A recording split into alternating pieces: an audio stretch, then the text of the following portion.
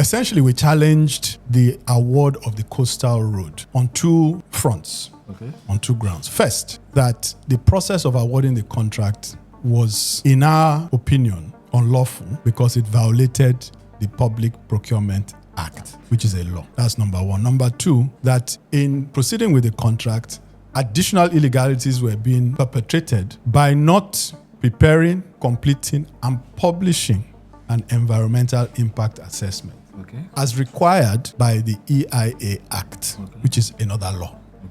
And so those were the two grounds on which we challenged. I should say, first and foremost, that this is not about whether one is for the coastal road or against the coastal road. That there are no benefits to be derived from the coastal road. I'm sure there are benefits. Whether the benefits outweigh the cost is another debate for another day.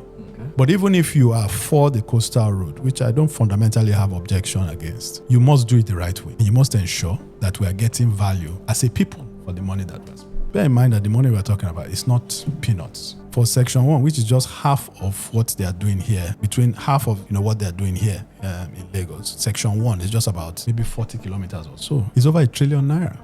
That's over $1 billion when it was awarded. The money we're talking about is not peanuts.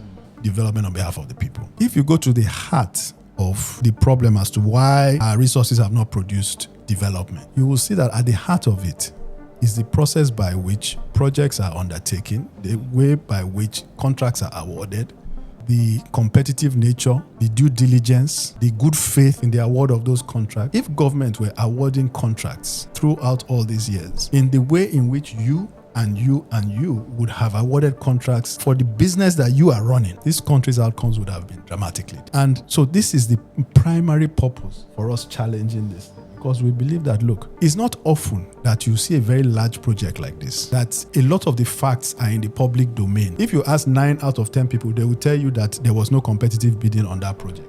Isn't it? Yes. Most of the time, you won't know that. The contracts that are being awarded, every day in government, you can't see that. You don't know whether it's competitively tendered or not. But this one we know because it was out there. And it's a giant one. And we say, okay, this is an opportunity to challenge this. Not just for the purpose of this, but for the larger purpose of achieving a situation where people who are given that seat understand that, there are rules that must be followed, that to which they will be held accountable, that will ensure that the decisions that they are making produce the benefits that are expected for the people.